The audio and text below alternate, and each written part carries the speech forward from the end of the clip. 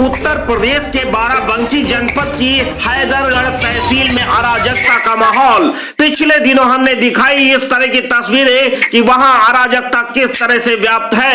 आज श्रस इंडिया के Barabanki bureau chief ओम नारायण अवस्थी जी ने जब इस पर फिर से आवाज उठाई तो उन्हें मिली धमकी। हमारे साथ फिलहाल वहां तहसील से सीधे लाइव जुड़ चुके हैं ओम नारायण अवस्थी जी। हम जानना चाहते हैं पूरा मामला क्या है।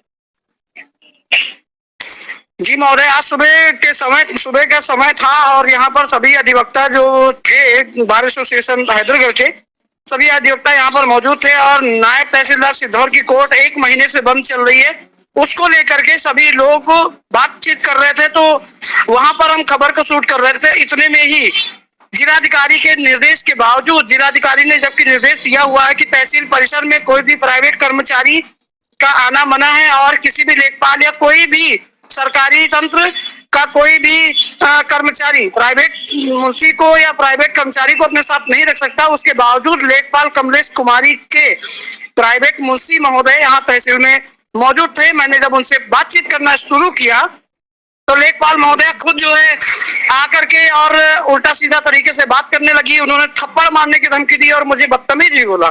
मतलब एक जिलाधिकारी के आदेश को भी अनदेखा किया जा रहा है, उसकी खिलाफत की जा रही है।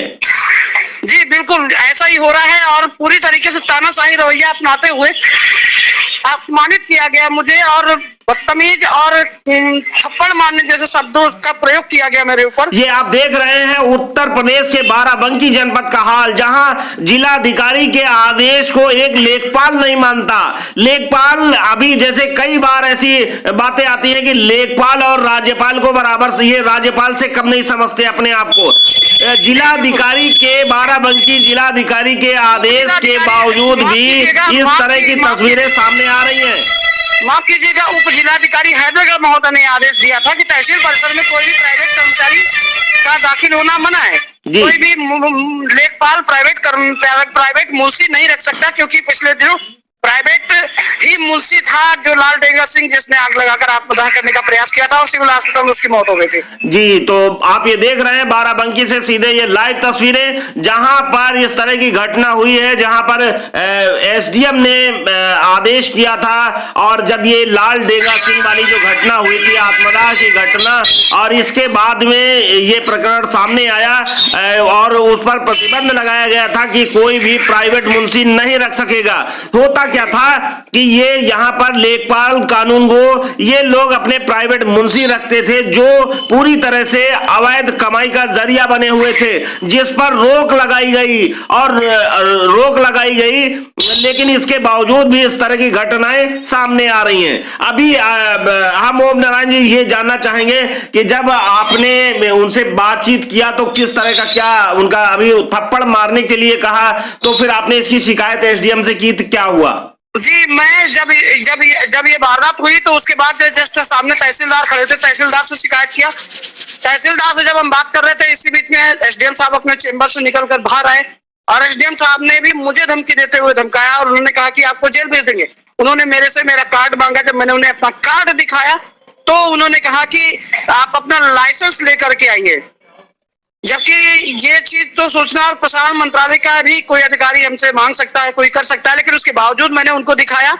हम आपको बताते चले कि ओम नारायण जी श्रस इंडिया के अधिकृत प्रतिनिधि हैं और बाराबंकी ब्यूरो चीफ हैं और इनका लेटर भी यहाँ की जिला सूचना इकाई को काफी दिनों पहले दिया जा चुका और लगभग 1 वर्ष से लगातार कार्यरत है और यहाँ जो भ्रष्टाचार हो रहा है उन पर तमाम बार लगातार अपनी आवाज को बुलंद करने का काम कर रहे हैं और उसको उजागर करने का काम कर रहे हैं, जिससे यहाँ के अधिकारी कर्मचारी उनसे खिन्न होकर के इस तरह की बातें सामने आ रही हैं। यानी कि मतलब साफ है कि एक पत्रकार को उसे सही रूप से काम करने का अवसर नहीं मिल रहा है, जबकि सुप्रीम कोर्ट ने इस पर सख्त रूप से ये कहा है कि कोई भी पत्रकार को उसे कवरेज करने से किसी तरह का डिस्टर्ब कोई नहीं कर सकता। ये ऐसी बातें आई, लेकिन फिर भी इस तरह की तस्वीरें सामने आ रही है। उत्तर प्रदेश के बाराबंकी जनपद के हैदरगढ़ तहसील का मामला है।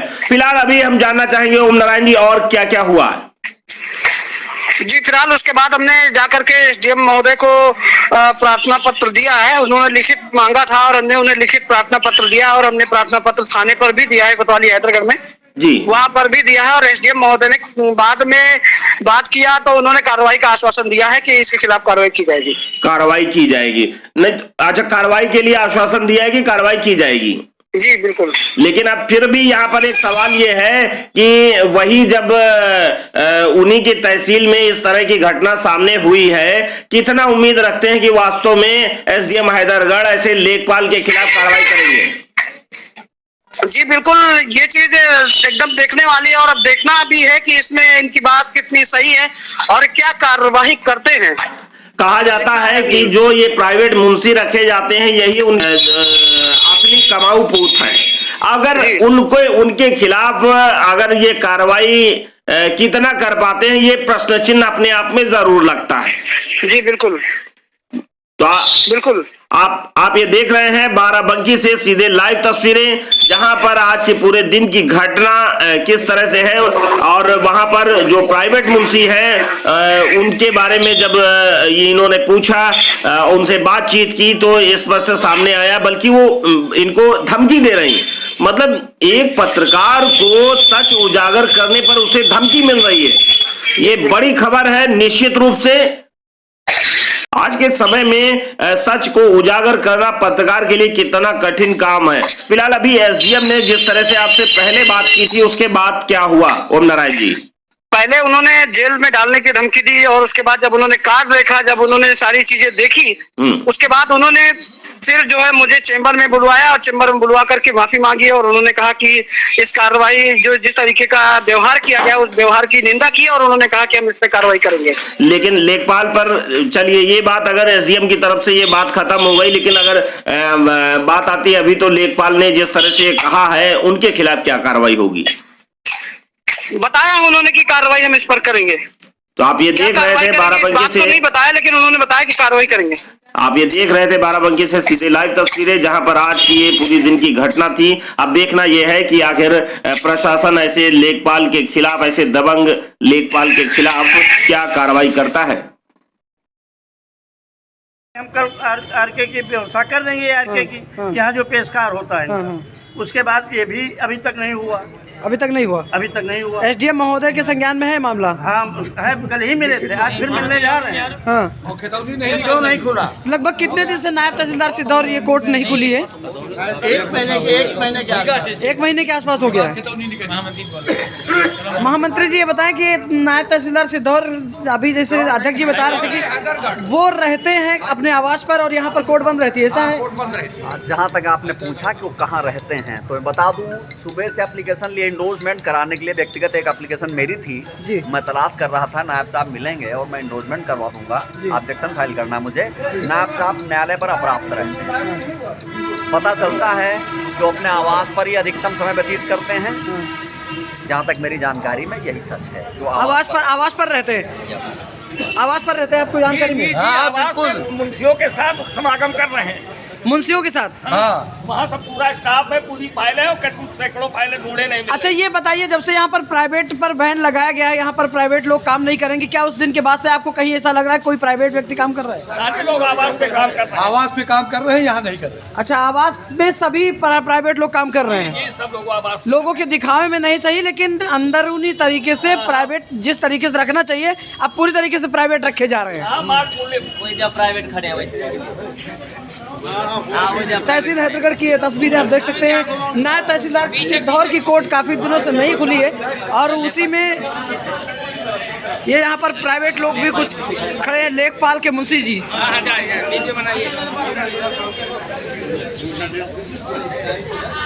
लेखपाल मुंशी जी हैं, वो भी खड़े हैं यहाँ पर तहसील परिसर में। आप देख सकते हैं सीधी तस्वीरें प्राइवेट सेक्टर से आते हैं और ये तहसील हैदरगढ़ में प्राइवेट लोगों का बैन है, आने से यहाँ पर कोई काम नहीं कर सकता है। कोई लेखपाल का मुंशी नहीं है, लेकिन ये लेखपाल महोदया अपने मुंशी को लेकर के आती है। इनके लिए एसडीएम का कोई भी आदेश जरूरी नहीं है किसी चीज़ को फॉलो करना, अपनी बात सुनना और अपने मुंशी के साथ आना। आप देख सकते हैं सीधी तस्वीरें, ये प्राइवेट मुंशी हैं, ये जो तहसील परिसर में खड़े हैं, जबकि यहाँ पर तहसील की तरफ से उप जिलाधिकारी महोदय की तरफ से यहाँ पर दिया गया है कि कोई भी प्राइवेट सेक्टर को देख अलग फॉलो करके देख सकते हैं। ये है मुंशी महोदय। चलिए बात करते हैं इनसे, अब फिर से मुझे बदतमीज बोलिए आप। मैडम आप मुझे बदतमीज बोलिए, जिस तरह आपने बोला है। देख सकते हैं किस तरीके से अभद्रता की जा रही है। और ये मैडम महोदय जो लेखपाल है यहाँ पर, ये आप नहीं, आप मुझे कितने गंदे तरीके से बात कर रहे हैं। क्या नाम है आपका? क्या नाम है आपका क्या नाम है? किसको मार दोगे? चलो मैडम बता रही है कि कंटा आप घसीट करके मार देंगी और ये मैडम की सीधे वीडियो वायरल करेंगे। जी भैया क्या नाम है आपका? आप लेखपाल जी के मुंशी हैं? नहीं, आप लेखपाल जी के मुंशी हैं। यहाँ पर सभी लोग आपको बनवाने के लिए आए? नहीं, खसरा बनवाने के लिए नहीं आए हैं। आप लेखपाल महोदय के मुंशी हैं? ये लेखपाल जी के मुंशी है ना? नहीं, अब ये कह रहे हैं हम खसरा बनवाने के लिए आए हैं। देख सकते हैं आप सीधे, अब मुंशी जी कह रहे हैं जो खुद खसरा बनाते हैं वो खुद आज खसरा बनवाने के लिए आए हैं। देख सकते हैं। बनाइए, क्या बता रहे हैं? ये आपके मुंशी हैं? ये आप कह रहे हैं? नहीं, यहाँ पर सभी लोग कह रहे हैं, मैं नहीं कह रहे हैं। क्या कर रहे हैं? क्या फर्जी का जो बोलना है सामने बोलिए ना। ये आपके मुंशी हैं? जो बोलना है सामने बोलिए आप। ये तुम डिसाइड कर रहे हो, मैं नहीं डिसाइड कर रहा। यहाँ पर कितने लोग बोल रहे हैं? ये कौन है भैया बताइए, आप ही बताइए। ये लोग देर है ना कि ये लोग बता रहे हैं कि हमारे मुंशी है। आपके मुंशी है? हाँ, ये तुम बता रहे हो। नहीं, हम नहीं, सभी लोग बता रहे हैं, सब लोग बता रहे हैं। कौन बता रहे हैं? बोले हमसे। सब लोग बता रहे हैं यहाँ पर। बदतमीज कहीं का। अब फिर से मुझे बदतमीज बोलिए आप। मैडम आप मुझे बदतमीज बोलिए, जिस तरह आपने बोला है। देख सकते हैं किस तरीके से अभद्रता की जा रही है। और ये मैडम महोदय जो लेखपाल है यहाँ पर, ये आप नहीं, आप मुझे कितने गंदे तरीके से बात कर रहे हैं। क्या नाम है आपका? क्या नाम है आपका क्या नाम है? किसको मार दोगे? चलो मैडम बता रही है कि कंटा आप घसीट करके मार देंगी और ये मैडम की सीधे वीडियो वायरल करेंगे।